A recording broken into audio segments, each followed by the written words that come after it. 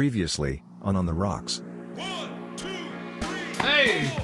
how you doing? What's up? See you. What's up, man? Shake hands, Sonny. Yes, man. I pitched, Yep. and when I didn't pitch, I play first and hit third or fourth. Oh, you're a Okay. real deal. Okay. Yeah, man. Okay, I'm I just Tiny. did exactly You're a real right. deal. All the way. I You love played? it. No, I played football. Football, ran track. I remember Yeah. Hideo Mania, Nomo Mania Yeah. when he came to Tornado. the Dodgers. Yeah. Tornado picture, yeah. Shogun means ginger. Ginger. Right. Okay. So But I'm it has definitely gonna go to. nothing- Definitely Don't gonna go say to. when you say no ginger, it's just a joke. Exactly. No, but what I am going to do is I am Yes. going to go to a sushi restaurant and I'm going to be like, can I get some shoga, please? Exactly. Yeah. Exactly. There you Let me go. Get some shoga. I think that's going to work well for Yeah, me. yes. I'll make them blush. I don't think so. Shoga. Shoga. How do you Shoga. On the Rocks. 1, 2, 3, Well, let me go back to the beginning. Okay. Since we just been wrapped up with the baseball, Yeah.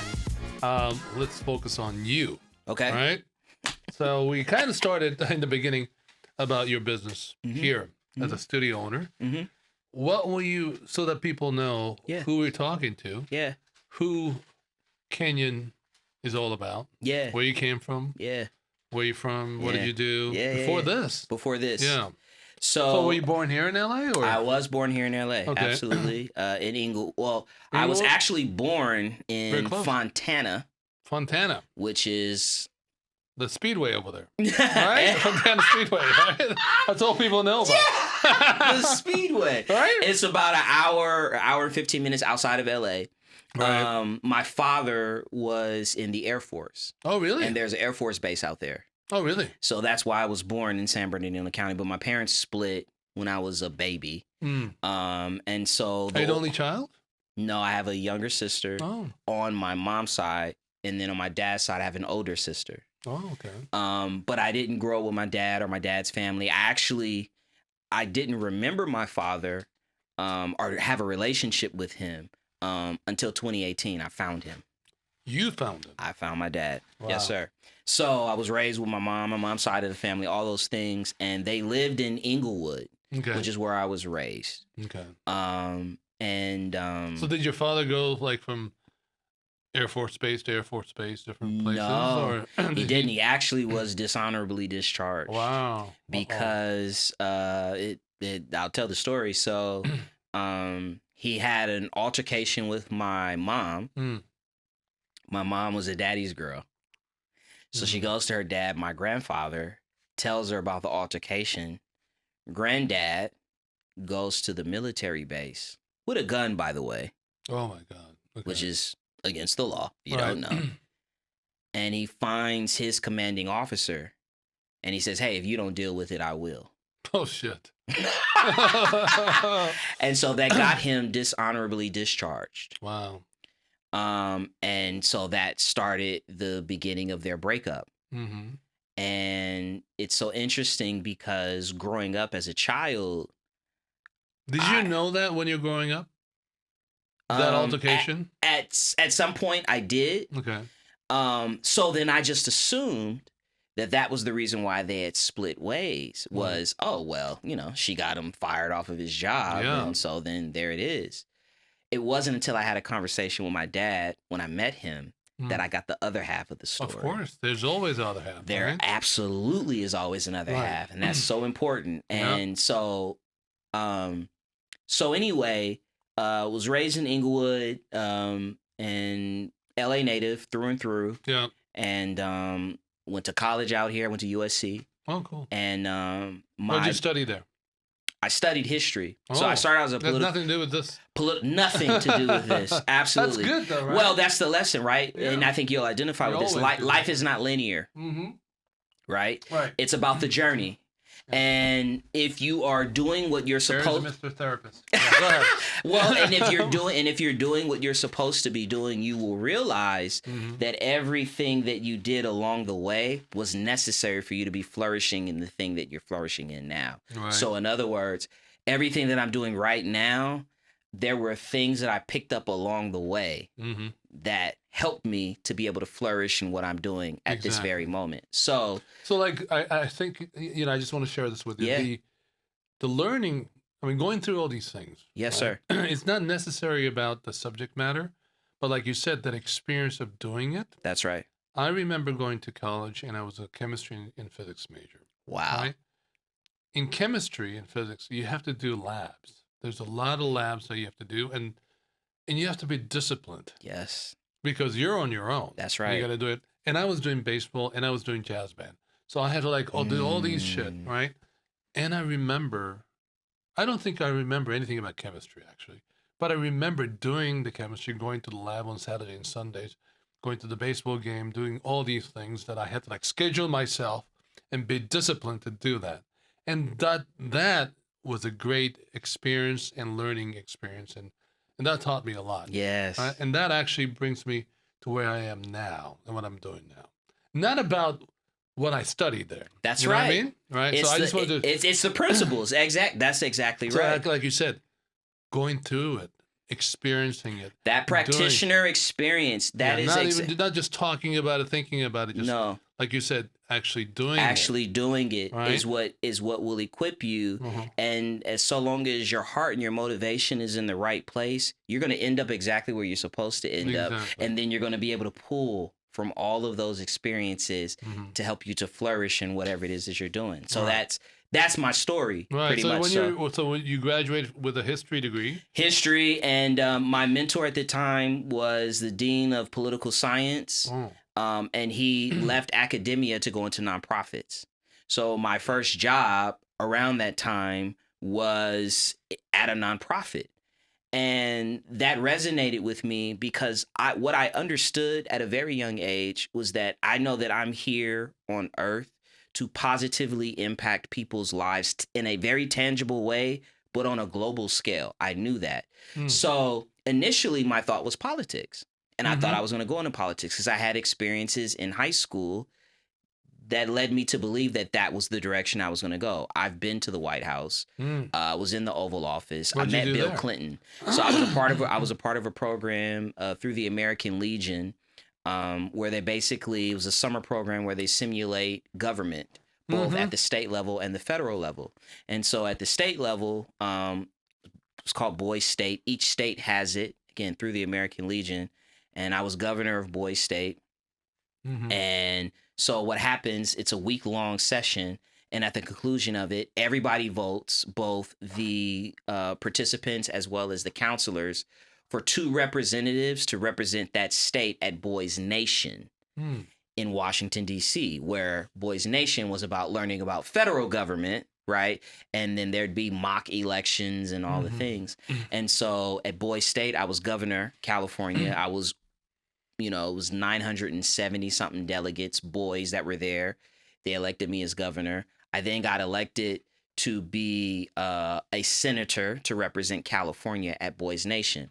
So then I go to Boys Nation, and the first day that you get to Boys Nation, they vote amongst the delegates that are there, which is about, 100 delegates, because it's 2 representatives from each exactly, state. Who's going to represent Boys Nation in the Oval Office for 15 minutes to meet with the sitting president? And I was that person. Oh, wow.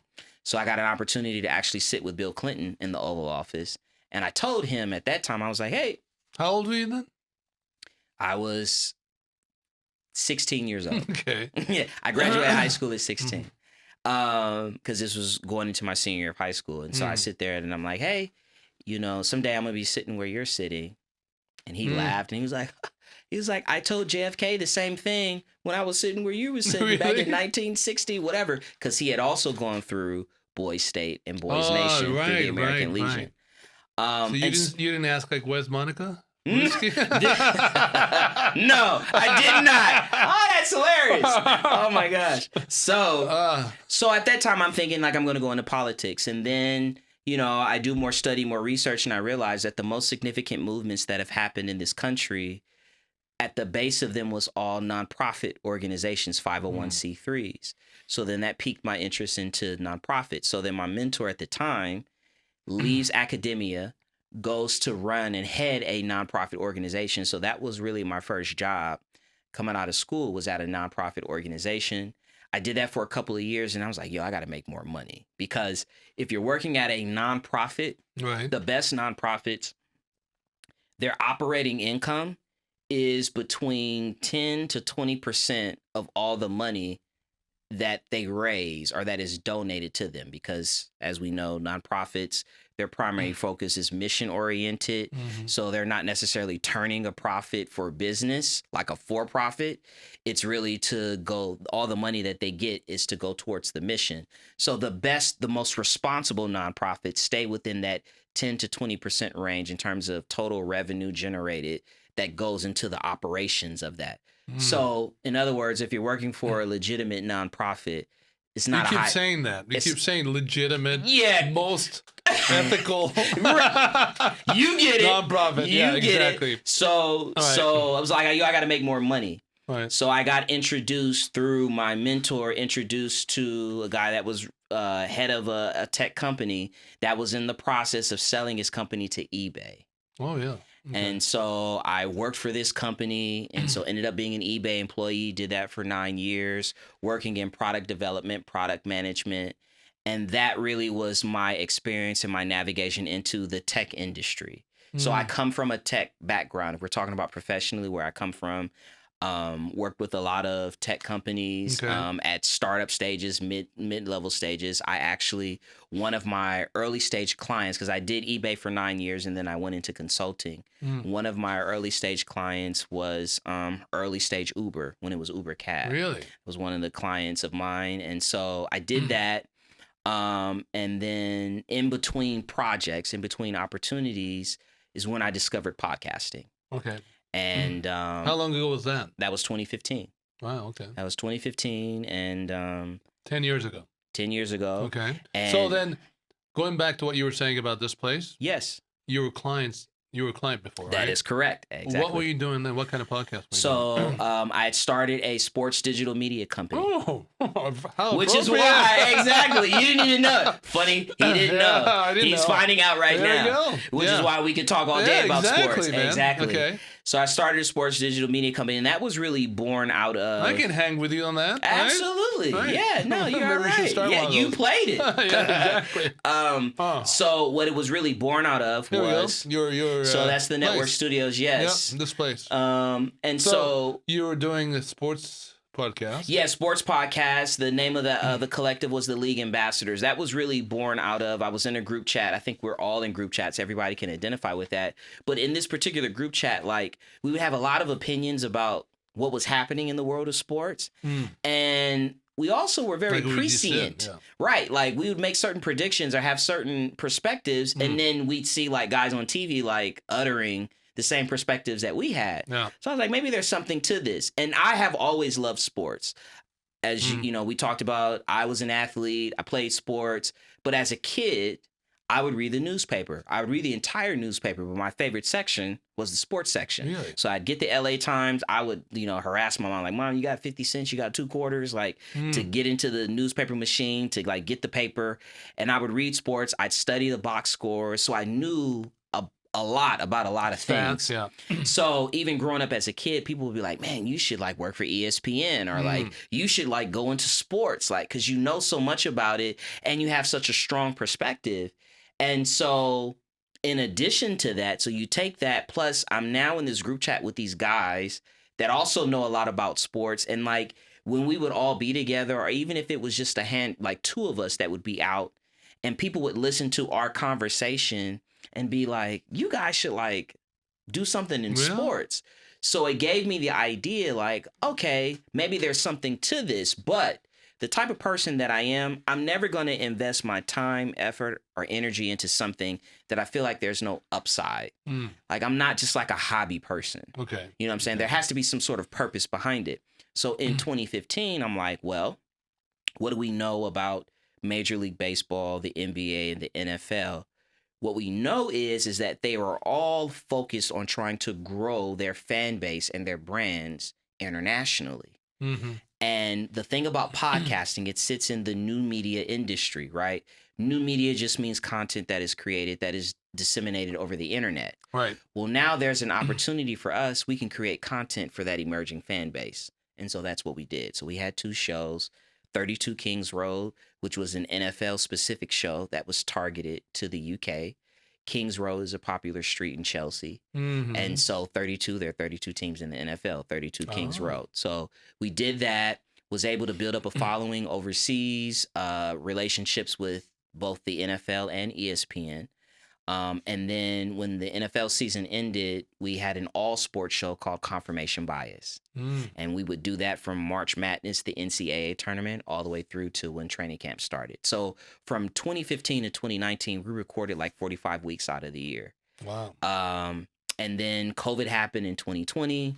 So we had stopped recording. But from that experience, there is actually IP that we were able to create that I actually still have that we will...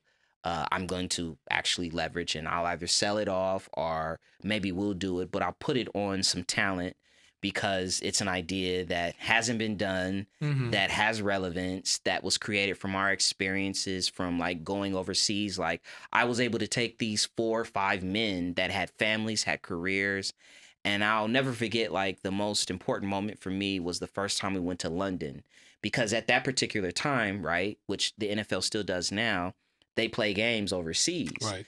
And so we went over there for the London series, but now they play games in Germany, Mexico. They're going to be in China. I think next year they do games in Brazil, but they were in London. And I remember all the guys were there and I was kind of standing to the back, but I could hear all of them say, man, I never thought like this podcast would have us be in London. And for me, that was the win. Okay. It wasn't about like the fans. It wasn't about the following. It wasn't about like the things that we were doing. It was that these 4 individuals, grown men who never thought that this would be a possibility. Right. Now they've had this experience, right? And that's very much who I am. So when you ask me, you know, who is Kenyon or Kenyon, it's Which someone... one is it, Kenyon or Kenyon? My mom would say both. Okay. I say Kenyon. That's Okay. my name. But when she wants something, she calls me Kenyon. Yeah. But who am I? Is I'm someone who I know that I'm here to serve, right? To help other people's dreams come true, to empower, to inspire. And that's something that I've been very connected to since the age of 8. And so that has been a consistent through line throughout my entire life. Wait. What happened at 8? At 8. Why did you say 8? Good question. Yeah. So my family came up in... you ain't said nothing. You're good. All right. So what happened? So at the age of 8... 8. What happened at 8? So that was when I discovered like public speaking ability. That was when I began to get in tune at the school level with like my leadership capabilities. And I knew that there were certain gifts and talents that were placed within me to help me to inspire and motivate others. I was very in tune with it. I was skipped in school 2 grade levels. All right, you did that successfully. Skipped 2 grade levels. So like at 8 years old, I was in the 5th grade, which normally you're supposed to be 10 or 11. Okay. And so it was at that point that I recognized that like there were certain gifts and talents that I had innately that let me You know actually that I'm here realized for that other when you people. were 8. Absolutely. Okay. Yeah. So let's go back to your podcast studio. Yes, sir. Okay. So you purchased this place. Yes, sir. All right. How many? Well, first of all, when you did that as a business, you obviously thought that there's a future for this, right?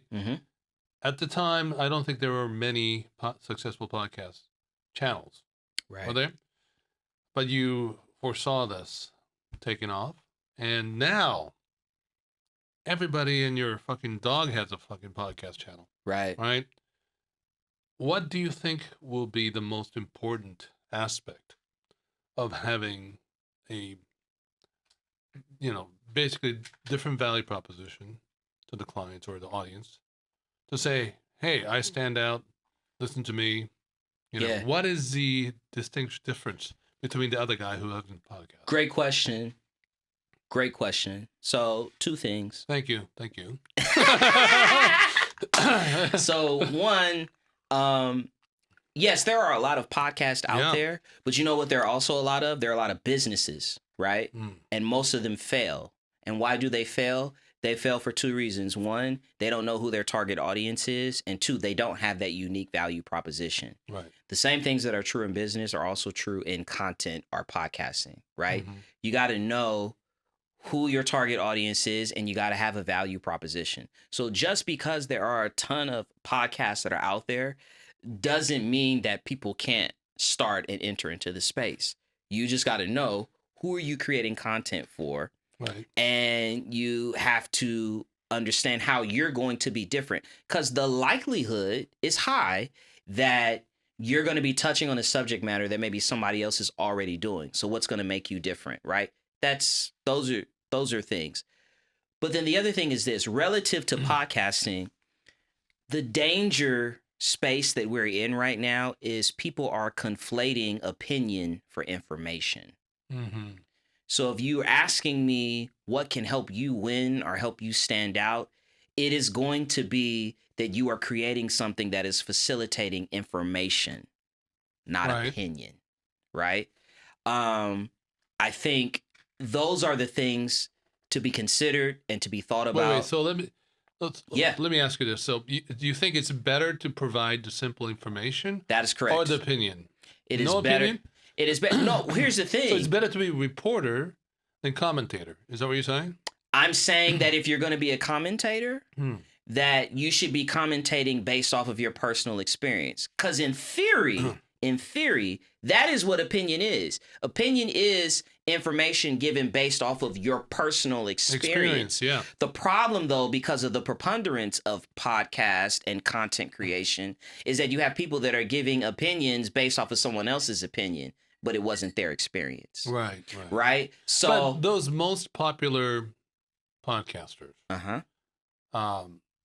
people listen to them because they want to hear what that host, through their experience, think about certain information. or that they right? are creating a platform for people to give information based off of their experience, or they're Correct. creating a platform for people to give So just they give rely information on the host.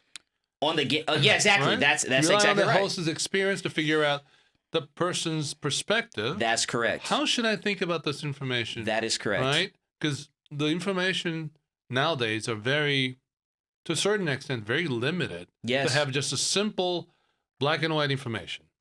It's always colored in certain ways, Yes. right? So if I'm going to get the information, I should get the information from this host, because this host has this perspective, this idea, this experience that I can relate to. Yes. So that if for example, the government shutdown, it's Yeah. been going for like over a month now, Yeah. right? What do you think about that? Well, this person who has experience in that, which I can relate to, can tell me how I should take this information and Correct. think and feel about that. Correct. Right? That is exactly right. And you're touching on something that's very important, because as the host of a show, Right. you are supposed to be the curator of the content that is delivered. Right. You're the filter. You're the gatekeeper. Right. You are the guardrail, right? So if you're bringing on somebody that's just going to speak about a bunch of opinion and propaganda, then you're not doing your job as a good host. Because the reality is, a good host is just the representative. They are the advocate for the audience. Right. And a lot of hosts don't understand that. Well, It's- let me it's- ask you this. I'm going to get into something that's Yes. like very dangerous right now. Okay. Because people may think that I'm a militia, political, disgruntled revolutionist bullshit. But I'm not. I'm just thinking about this idea. Yes. How ridiculous this is, how the government is shutting down for a month. Man. Right? The federal government, is supposed to be taking care of us using our tax money. That's right. All right? Yep. They decided that, fuck, we're going to just stop working. Yeah. Right? The government has created this rule and laws that we have to follow. Yes? And within this box of rules that they created, Mm-hmm. we are doing what we're supposed to do. Mm-hmm. We are following this idea of federal governments being there, Mm-hmm. taking care of 50 states Mhm. as a federal unit. Mm-hmm. However, they're not operating. That is correct. We have this idea that we have to follow this federal government rule, that while they're not working, we still have to obey by their rules and laws. Who is to say, you know what? Fuck the federal government. We're going to create another federal government. Okay? Thank you for trying. You're not working. We're going to have another government that's going to do this and that for us. Then the federal government will come down and says, no, you can't do that because we're the federal government. If you do that, you are the militia, revolutionists, blah, blah, blah.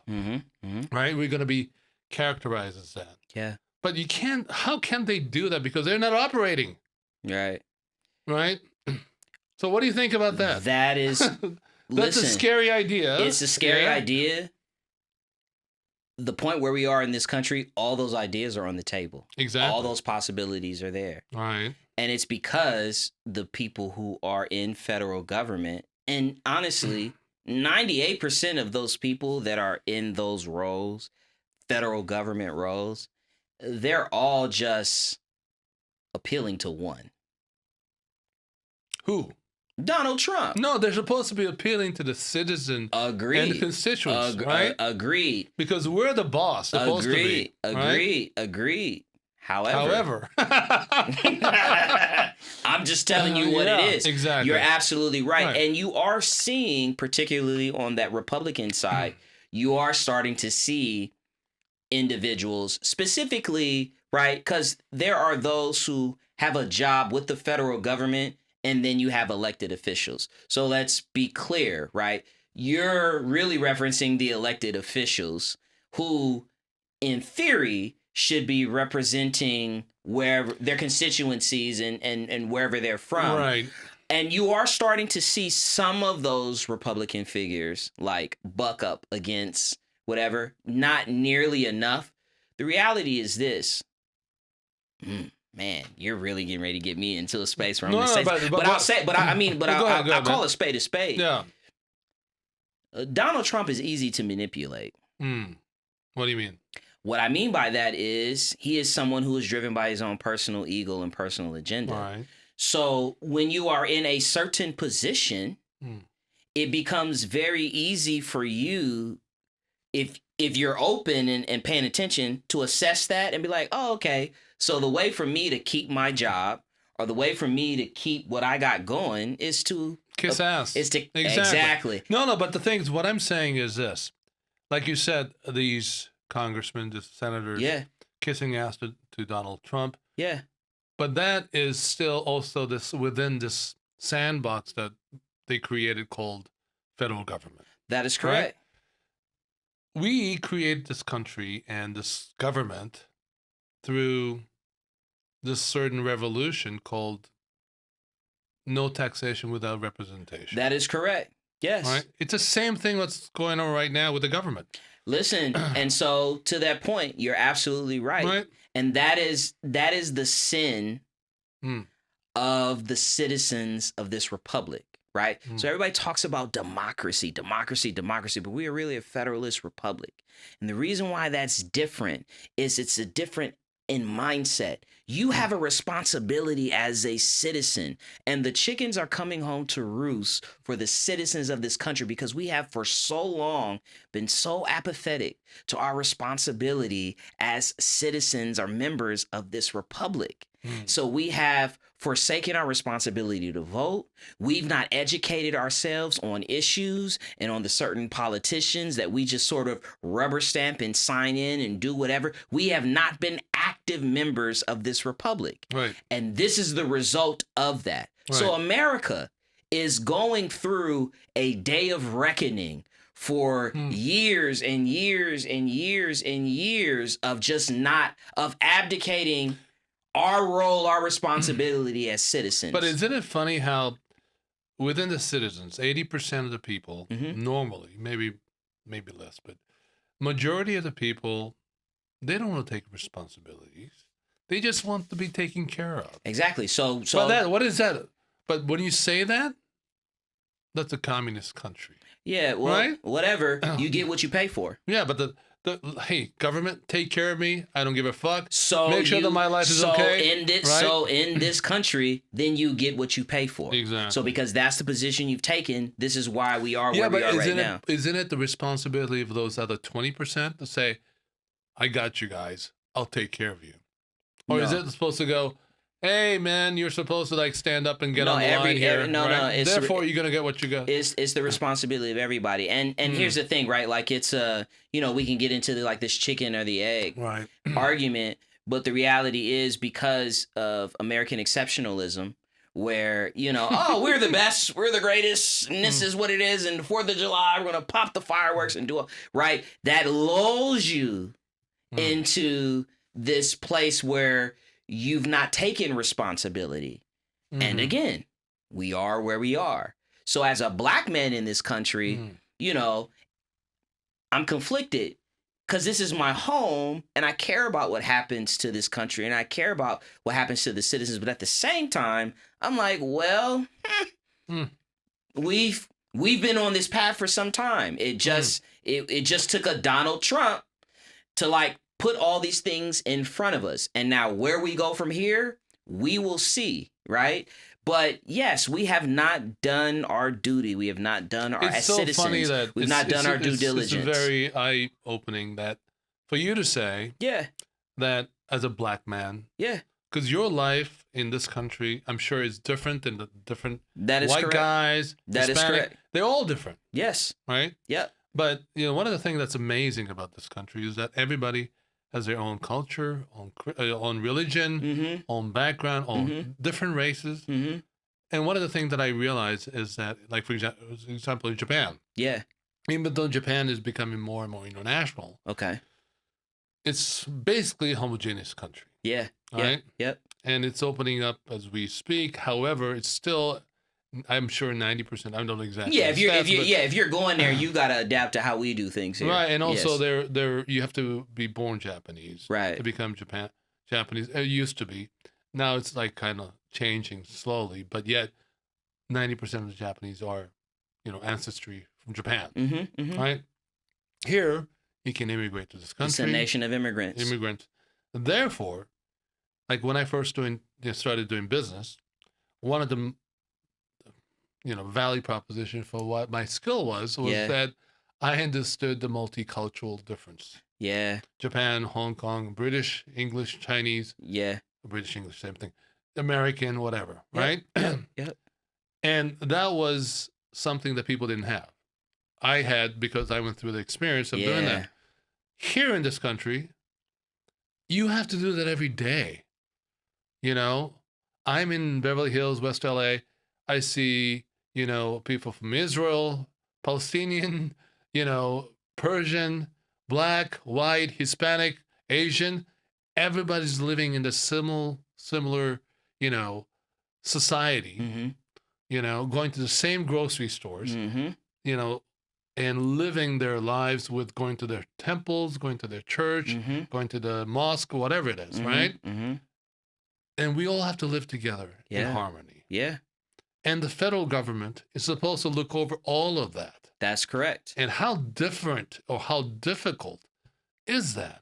Well, right? One, first of all, we all know that the older you get, the more stuck in your ways you become. Yeah. And because we don't have term limits based off of age of people that are in certain positions in government, that's a problem. It's overwhelmingly one race, I guess you could say, white, right? So if my experiences have been one way and that's all that I know, I don't even have the ability to be aware to take into consideration other experiences, right? So I'm only going to govern or legislate based off of what I know.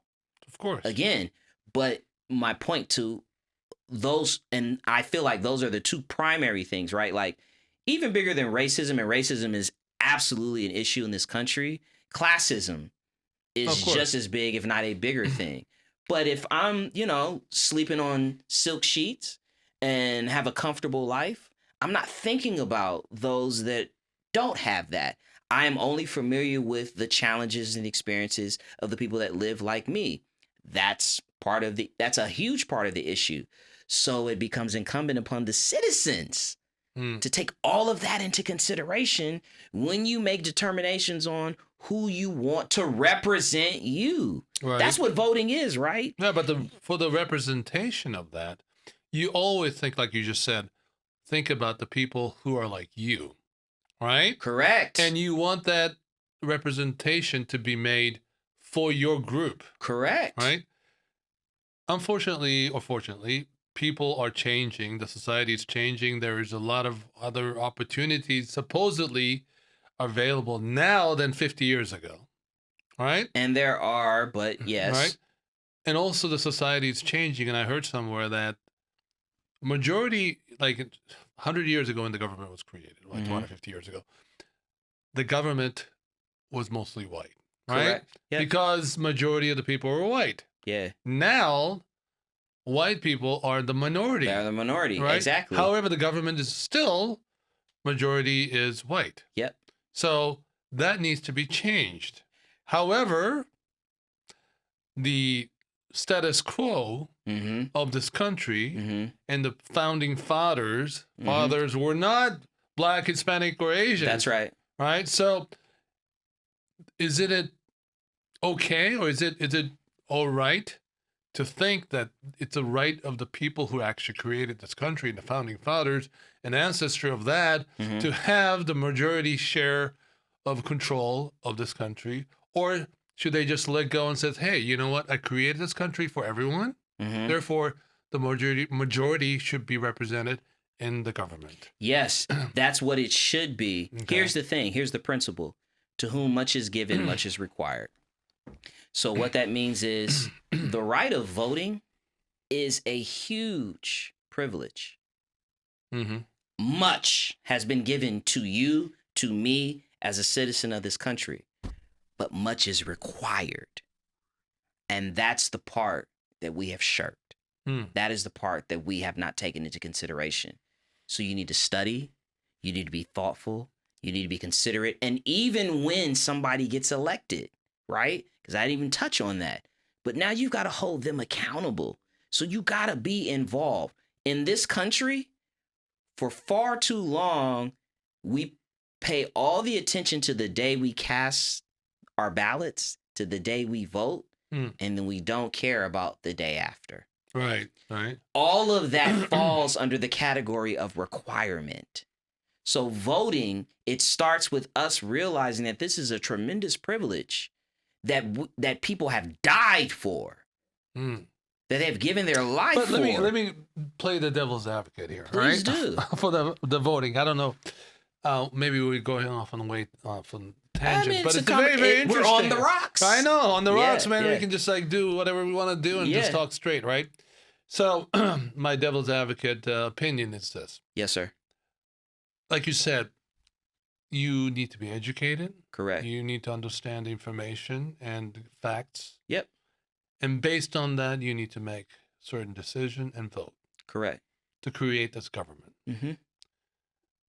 Old thinking is that, majority of the people are not educated, don't understand this. Therefore, Correct. us elites will control and make sure that literally was the thought of the founding fathers. Exactly, right? Yep. So now, what if 80% of the citizens in this country are not educated, which is true, right? Yep.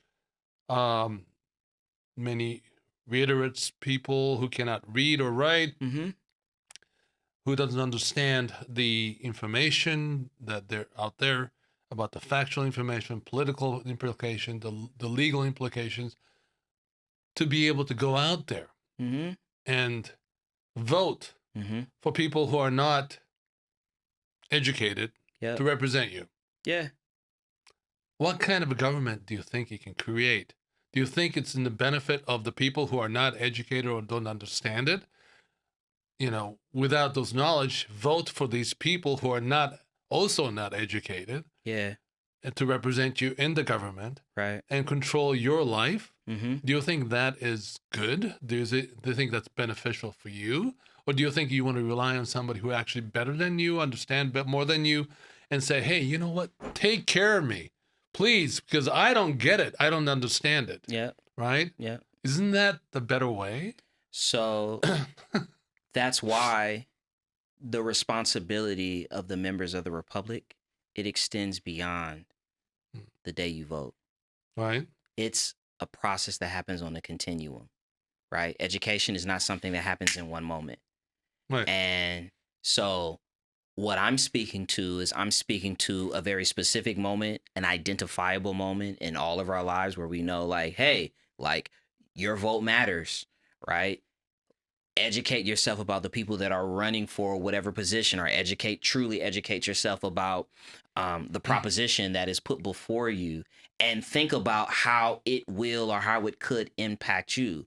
But the reality is that is a process that has to begin long before the day we vote. Mm-hmm. So that is the answer. That is the response. Is it's not just about who you vote for, because you're absolutely right. Yeah, if you don't know what's going on, yeah, it is better to just, put blind trust in whoever is up there. But the problem with blind trust is it's blind. Right. And it doesn't have to be. And that is the beauty of this country Right. that for too long we've forsaken. Because there are other countries Right. in the world that they don't have that opportunity. They don't have that option. Right. But the thing is, like I said, this country, it does have that opportunity to vote for yourself, to understand, and you have supposedly an opportunity to learn about it and educate yourself. So take advantage of that. So right. But that. the thing is, and the reality of it is that a lot of people do not have that reality, the opportunity to learn, opportunity to go to college like you did, right? And college has nothing to do with it, by the way. Right. But the thing is, be able to get the information. Correct. Right? Yeah. And the correct information. Correct. Right? Especially now, especially today. Podcast, yeah, right? Especially today. Right. But that is why I said to you, yeah, I sit in a place of conflict. Mm. Because on the one hand, I'm like, man, I care. But on the other hand, the chickens have come home to roost. Right. Because for too long we've done So what that. do we have to do now? What's the solution for that? The solution is to do the same thing that we should have been doing a long time ago. It's just that now, when you procrastinate, what happens? The problem doesn't go away. Right. It just adds on to other problems that have been created by virtue of time. Right. So the solution is still the same, and I think that's also part of our issue, right? Is that we're looking, because of the way culture is and our society is, we're always looking for the quick fix. Like, how can we quickly fix this? And it's like, no, the solution is the same today as it was 20, 30, 40 years ago. Right. You just got more that you have to solve for. But that doesn't change what the solution is.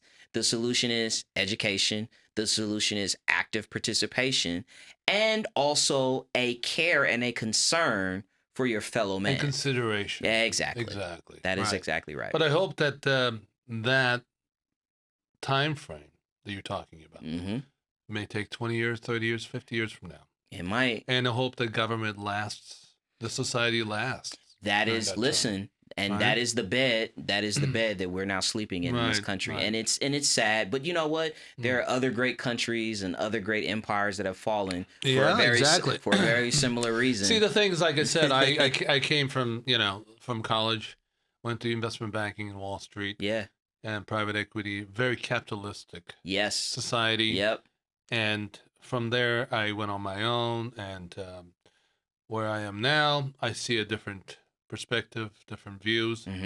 So I'm not really, I never, also growing up in Hong Kong and not in particular society or the government, which, Hong Kong was a British colony at the time.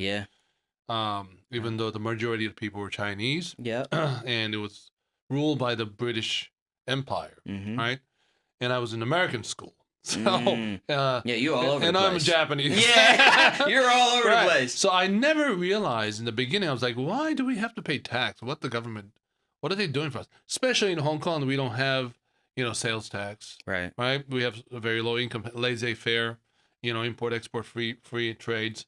So I was like, why are the government, how come there's Democrats and Republicans? How come there's only two? How come we have to choose between those two? So to me, even now, I'm not identifying myself with one particular party. And you shouldn't. Yeah. So I see there's a good part and bad part for both sides. Yep. Or good part and bad part for me, Yeah. not for everybody else, Exactly. but for me. Yep. So having said that, like for example, like I don't understand what's wrong with, requiring your citizenship proof of citizenship when Mhm. you vote. Yeah. You know Yeah. why? What's wrong with that? Yeah. We Yeah. talked Yeah. about how Democrats were saying, "Oh, that's a discrimination and shit, like the Racist, racist." discriminate. Yeah. Yeah. Why? What's wrong with that? I don't get that. There's certain things that Democrats are doing, certain things that the Republicans are doing. I don't understand. Well, the reality is that you have to show your ID when you go to vote. You do, right? So So what the hell? The thing is, it's already happening. No. So You know what I'm saying? Right. So it's what it's really about is it's trying to just intimidate. exactly. And But the thing is, you suppress. can't. You have to choose your battle. You have to choose your fight, Mhm. right? You can't just say, "Oh, that's a racial discrimination by identifying, requiring to identify your citizenship." Right. We're doing it already, so why do we have to fight there? That's Just say it. fuck it, just fine. That's- But let's fight over here. Well, and I right? think, and I do think that that's part of it, right? Is Mm. that there is a side, and there are two sides in this country. There are more sides than that, but right. predominantly two sides. And I think there have been arguments made, and I would agree that part of the issue has been that one side has not done a good job in terms of articulating the right message, or just articulation, period, Mhm. right? To get people to sort of awaken. And Maybe that might be that's highlighting what on you're purpose. what you're pointing out. right. I mean, it could be, but at the end of the day, which I think was your original point, the power does rest with the people, Right. but power is only power if you recognize it to be so. Exactly. An opportunity is only an opportunity if you take advantage of it. Mm. And that's the crossroads that this country sits at right now. Okay. Is like, are we going to take the opportunity that has always been there, but is now more pressing for us at this moment? And that remains to be seen. Okay. So, Well, before we wrap up, I want to go back to Yes, sir. briefly your podcast and the studio. okay. Okay. So you're trying to create this branding of this network studios Mhm. nationwide. That going is forward? correct. Is that what you're doing? That is 100% correct. So when the gentleman mentioned to me that he was selling the business, there were a few things that I already knew that I wanted to do. One was I was like, okay, well, we have all the resources necessary to create original content. So we do that. So Right. in addition to the clients that come in like yourself to record their own IP, we are also creating original content. That's one. Two is anything that I do, I'm always going to be thinking about how can I connect this to community.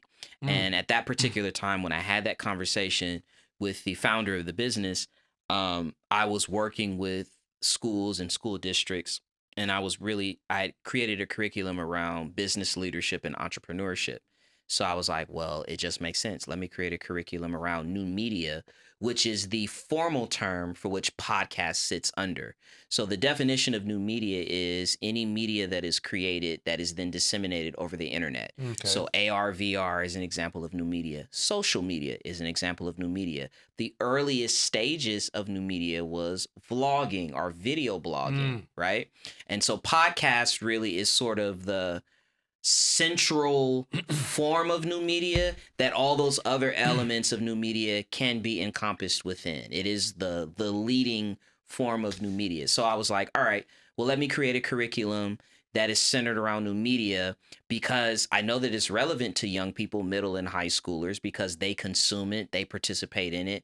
But let's show them how they can participate in it from a responsible standpoint. And let's also highlight all the different ways in which the skills that can be developed within new media can serve them later on in life or can serve them right now, right? So much when we were in school, you'd have like adults come in, professionals come in that talk about, hey, in the sweet by and by, or when you get older, here are all the possibilities. Right now, the world that we're in, because of technology, they can be successful. They can create a career for themselves right now. So why not expose them to those opportunities and create that? So that's what our nonprofit does, which is called the New Sound Initiative. So that was the second piece. And then lastly, to what you are referencing, I'm definitely going to put this model, this business model, this studio in different markets across the country. Because as we know, as you talked about, podcasting isn't going anywhere. But to be able to have a space that you can come to where you don't have to worry about equipment or the know-how, you just need to come in with the content and then everything else is produced for you, I think is a winning value proposition. Okay. And I think that we have some specific advantages in addition to just providing a space that will allow us to lead in that front. It's imperative that we get on the good foot and that we start to expand and scale quickly. And that's exactly what I'm focused on at this particular time. But yeah, I'm excited about the future of the network studios. So for sure. The people are looking to start their own podcast. Yeah. They can come to you. They can come to me. And what do they ask? I mean, how much information do they have to prepare before they come to you? I think you just got to advise. Yeah, I think you just got to know what you want to talk about. Be prepared to use your voice. I'm going to challenge you, right? I'm going to give you some things to think about, especially because there are other podcast studios, right? And they're really targeted to like people that have producers or people that are used to using their voice, right? I think one of the advantages that we have is we understand that everybody and anybody can podcast. That's the appeal of it. The barrier of entry is very low to doing a podcast. But there are things that we can provide for you, give you things to think about that's going to help you to be more prepared before you sit in the seat of doing your show. So you can get education, you can get obviously production, you can obviously get a space where the quality of your content is going to be elevated versus you just doing it in your home in front of your computer or laptop with your, earplugs or whatever. So for those other schools who are interested in for their kids to learn, are you open to accepting more nonprofit? I'm open to accepting it, but I am absolutely. I have a team. I have partners. Yeah. But for all intents and purposes, like when you ask me, like, well, what do you do? I do everything, right? So. What I'm focused on is scaling this business so that I can actually get bodies in here to continue to grow. Because any idea, any business that you have, if you, the creator or the visionary, if you are the bottleneck to that vision, your business is not going to grow. It's not going to scale. Right. So that's what I'm focused on so that it can go beyond me so that I can stay ahead of the business and continue to push things forward. But yes, you can reach out to me via the New Sound Initiative. That is our Instagram. If you go to the website of the network studios, you'll see all things. You'll see everything about the business. Who are you talking to, man? I'm talking to the audience, right? I'm talking to your audience, your people. And also, lastly, so the people who are interested in starting a business like yours, in different state, different city, they can contact you as well, right? I don't know about that. No, I'm generous with the information because here's the thing: you reap where you sow, and there are things that I know that anybody who wants to start this, they're gonna learn. So that's the advantage that I have. So I'm very generous with the information. Can they become an affiliate of yours? We can talk about franchise of yours. Well, we can talk about business. Absolutely. We can talk about business opportunities. I think what my strategy is going to be as I expand into different markets is we'll do licensing deals. Oh, cool. So let's say you are a media conglomerate or a media company in a different city. You can go ahead and you can put the name of your company on the studio so that it's that. We will still staff it, do all the things, the operations behind it, but it becomes a marketing opportunity for you. And then we'll talk about a licensing deal. And so I'm open to that. But I am generally open with information because, again, this doesn't come from me. This is beyond me, and I'm generous with it. And I know that it'll come back to me anyway. The higher power? Is that what it is? Yeah, absolutely. And the higher power tells us that it's going to be 5-3. Dodgers. 5-3. I didn't say that. I'm saying that. It started already. 5-3. Let's go. We're out of here. Thank you, Sonny. Thank you. Absolutely. Cheers. Yes, sir.